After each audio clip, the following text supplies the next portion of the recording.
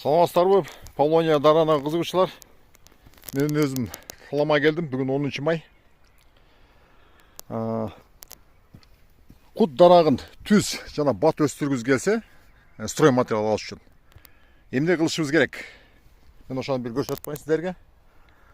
Мол, көрдіңдер?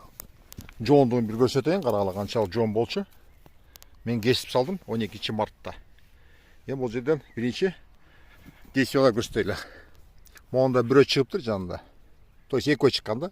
Ушун жакшы өскөн бирөөнү калтырып экинчисин алып салабыз. Могу жакшы өсүп атты, значит мону алып салсак болот. Бул өткөн алынбай калган экен. Муну кичинекейинде алыш керек эле, кичине кечире калган болот. Алып салдык.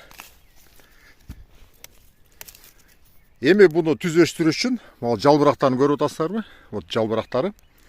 Жалбыракты могу сөңгөгө келет, сөңгөктүн үстүнөн мондай бутак чыгат. Ошо бутактарды алып салыш керек. Ошондо сиздер түз строй материал ала аласыздар. Жалбырактын үстүндөгү мындай бутактарды алабыз, жалбыракка тийбейбиз. Мындай эле кичинекей экен. Муну алса болот, алып коелу.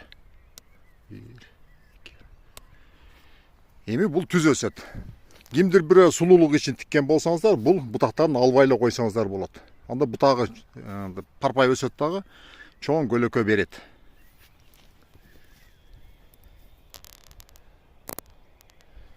Сентябрга чейин мен бир ай сайын тап турам. Ушул эмелерди, кут дарактарды 7-8 метрден кем эмес өсөт деп мен сиздерди ишендирип кете алам.